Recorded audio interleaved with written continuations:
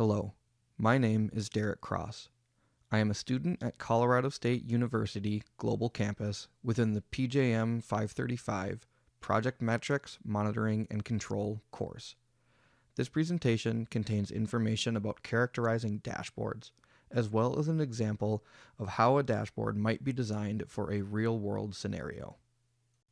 We will begin with an introduction of the purpose and obtainable benefits of dashboards, followed by a discussion of how they can be applied within the project management space and how the dashboard design process works. Next, we will discuss a real-world scenario of a project in need of a dashboard before finally creating a sample dashboard and reviewing the conclusions drawn from this presentation. A dashboard is a tool used to create a visual representation of either project or operational status. Kersner writes that it is a tool for providing information at a glance. The information is targeted at the working level and supports decision-making processes as well as raises potential issues, action items, and awareness. Dashboards also contribute to continuous improvement. Dashboards require measurable performance to be converted into data that can be displayed and visualized. That data is transformed into knowledge or insights by the dashboard and its users, which is then used to create actions that improve the project or process. Dashboards are generally updated in real time, ensuring that all information is up to date and relevant for the decisions being made today. In the project management space, dashboards can be incredibly useful. They act as highly effective communication tools for presenting a wide variety of information. However, they are generally not suited to replace detailed reports.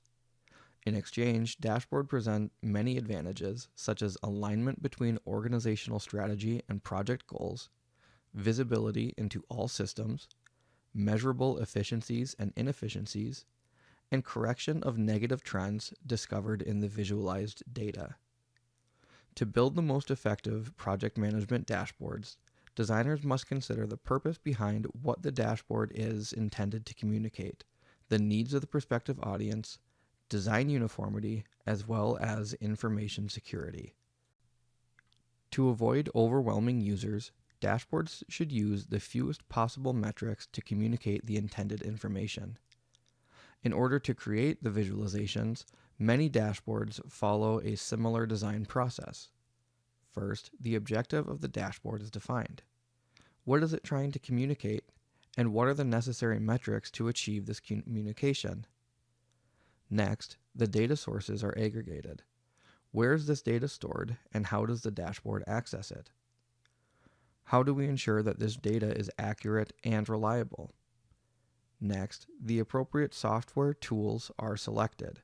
This can be a full software package such as Ignition, or a simple collection of spreadsheets with visualization capabilities.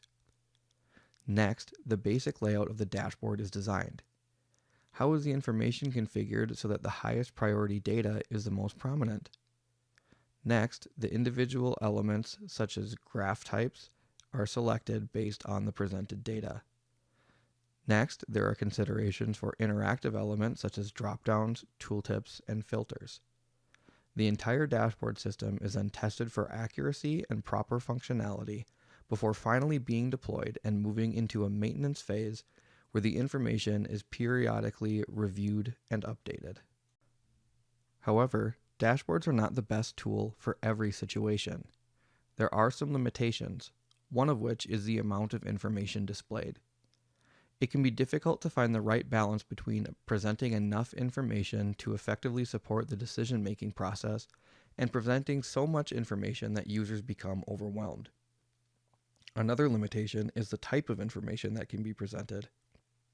A dashboard is meant to provide information at a glance, so it is not suited for presenting large amounts of raw or unprocessed data. Finally, a dashboard is designed to present information only about one specific project or process. Users must avoid making generalizations or decisions about projects or processes that are not directly related to the dashboard. To illustrate these practices, let's look at a real-world case study scenario. There's a project underway at Regional Meatpacking Company to develop a new user interface for the QA department. There are 5 different interfaces that need to be developed. The organization is not very mature in terms of project management practice, so the dashboard needs to be as simple as possible. The stakeholders have expressed a desire to track and display the project status in terms of schedule and budget, as well as where tasks are in the development lifecycle and how resources are being utilized. In this case, we can get all of the requisite data from the Project Management System, or PMS. We decided to utilize Ignition to develop the dashboard so we do not need to manage a variety of spreadsheets. To represent the schedule, status, and budget status, we will use SPI and CPI as our metrics. We can simplify the dashboard further by mapping the value of these metrics to a color indicator. This way, users do not need to decipher a value to understand the status. Task phase can be easily visualized as a histogram, and resource utilization can be represented with a stacked bar graph to show employee availability. This is a draft of what the resulting dashboard could look like. At a glance, we can see that the project is behind schedule, but is also under budget. We can also see that most tasks are currently being initiated or executed, and if extra work needs to be done to catch back up to the baseline schedule, Sally and Mike have the most availability for additional tasks. Users immediately know how the project is faring and can quickly interpret which potential action items would be most effective. In conclusion, dashboards are communication tools used to support project or operational decision-making processes. Interpreting and sharing this information helps stakeholders take quick and appropriate measures to respond.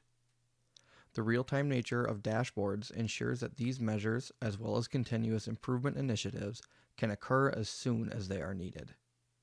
The cited references will follow shortly. Thank you for listening and have a great day.